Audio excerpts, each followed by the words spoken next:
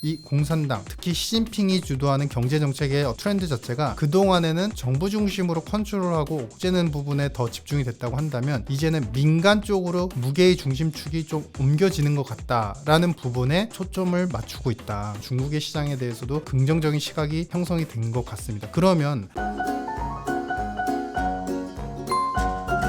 안녕하십니까. 태어난 김에 경제일주 유신입니다. 오늘은 제가 좀 다급하게 이제 여러분들께 중국 관련된 이슈를 공유를 드리고자 말씀드리고자 합니다.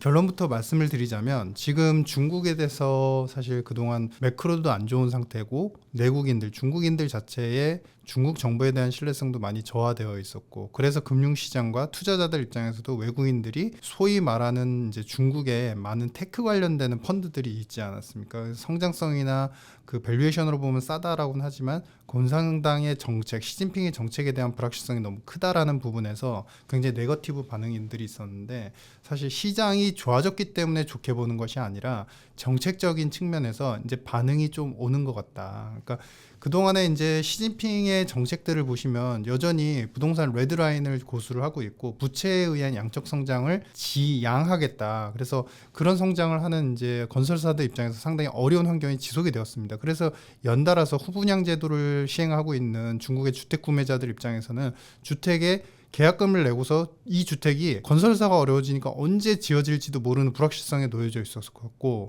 그리고 거기다가 공동부유라는 두 번째 큰 카테고리 공동부유 정책이 사실상 이것이 어떻게 보면 중서민 계층을 위한다기보다는 실질적으로 고성장 테크 기업들이 너무나 독점적으로 성장하는 것을 컨트롤하고 정부가 자신의 컨트롤 범위에 넣기 위해서 사실은 성장을 좀 억제하다 보니까 오히려 실업은 늘어나고 국민들의 소득은 떨어지고, 그런 부분들이 많았었다는 거죠. 그래서 올해만 하더라도 큰 틀에서 보면 거의 한 3가지 정도의 정책들이 일어났었습니다. 주택 신규 구매에 대해서 계속적으로 부양 정책을 하겠다. 그다음에 증시 안정 펀드를 만들겠다. 그리고 세 번째는 부동산과 관련해서 실질적으로 이제 그동안에 설정됐던 레드라인을 조금 완화를 시키면서 건설사들의 숨통을 틔워주게 하겠다. 이런 이제 정책들이 시행이 됐었죠. 근데 믿지 않았었습니다. 그런데 이번에 이제 9월 26일 발표됐던 중국 정치 국회의회에서 사실 발표된 내용은 그 전에 내용하고 큰 틀에서는 다르지 않았습니다. 근데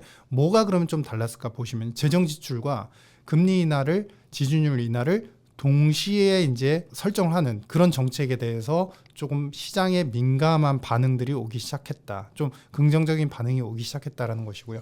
그러면은 재정 지출에 대해서 왜 긍정적인 반응이 올까요? 사실 작년도 중국 같은 경우는 거의 부동산 세입으로 정부의 수지, 그러니까 재정 수지가 어느 정도 충당이 되는 구조였는데, 부동산에 관련되는 거래가 너무 없다 보니까 작년도에는 GDP 대비 재정 적자가 거의 마이너스 3.8까지 내려갔었습니다. 그러다 보니 재정 적자 비율을 중국 정부에서는 마이너스 3% 정도로만 안착시키려고 노력을 하고, 그 얘긴즉슨 적자가 더 심해질 수 있으니까 정부 재정을 더 쓰지 않겠구나라는 그런 반증적인 근거였거든요. 그런데도 불구하고 이번에 적자를 감수하면서 돈을 쓰겠다.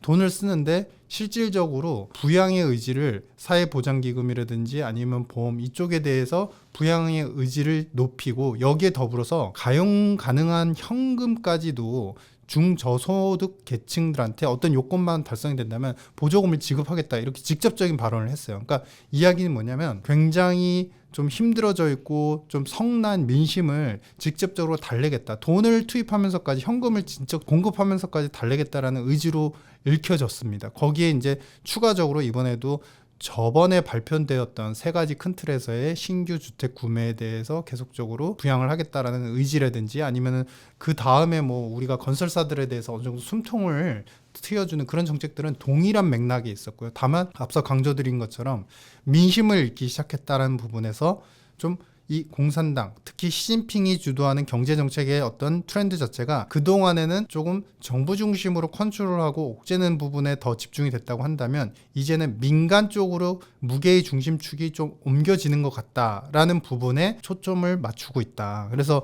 시장도 이로 인해서 시장도, 금융시장도 중국의 시장에 대해서도 긍정적인 시각이 형성이 된 것 같습니다. 그러면 앞으로 보고 있는 앞으로의 향후의 어떤 트렌드는 어떻게 나타날까? 제가 이제 개인적으로 판단을 할 때는 중국은 사실은 이제 4.7 얼마 전에 이제 4.7 GDP 숫자가 나왔었는데 5%를 달성하기에는 또 쉬운 환경은 아닙니다. 왜냐하면은 그동안에 5% 달성하고 5% 이상 달성할 때는 항상 고정자산 투자라고 하는 투자 부분이 항상 급성장을 하면서 소매 판매가 따라가는 형상이었거든요. 근데 지금은 이미 부채 성장을 막아놨기 때문에 고정 투자 자산 증가율이 그 폭 자체가 제한이 될 수밖에 없는 환경이에요. 그리고 소매 판매도 당연히 국민들의 많은 내수 국민들의 소득이 특히 중저소득 계층 같은 경우는 너무나 돈이 부족하고 실업은 계속 늘어나다 보니까 그로 인해서 소비 여력이 적어지고 있는 상태죠. 다만 어디가 좀 잘 되고 있냐면요. 신기술 산업에 대한 수출이 좀 잘 되고 있고 온라인 판매 금액은 상반기만 하더라도 전년비 10% 이상 증가를 보이고 있습니다. 즉 중국도 전체적인 성장은 다운그레이드가 되는데 잘 되는 쪽만 잘 되고 있는 양극화 현상이 일어나고 있죠. 그리고 집중화 현상이 나타나고 있죠. 소위 말하는 잘 나가는 대장만 잘 나가는. 그래서 중국의 매크로 상황이 일시적으로 갑작스럽게 빠르게 돌아설 거라고 생각은 하지 않습니다. 하지만 중요한 건 금융시장은 중국 역시도 더 빠르게 반응하는 경향이 있는데 현재 시점에서 중국은 더 이상 자본시장, 금융시장이 악화되기는 힘든 환경. 오히려 이제 더 이상 바닥을 치긴 힘들고 완만하게라도 좀 개선되거나 양호한 트렌드를 보일 수 있는 여건이 조성되었다. 특히나 중국에 대해서 그동안에 네거티브 반응을 보였던 IB들의 포커스는 중국 정부의 부채 조정과 그 다음에 공동부유라는 정책이 표면적으로는 와닿지만 그 실질의 내용을 보면 중국 공산당의 어떤 장악력을 더 강화시키기 위한 것 아니야라는 의구심에서 출발이 됐었거든요. 근데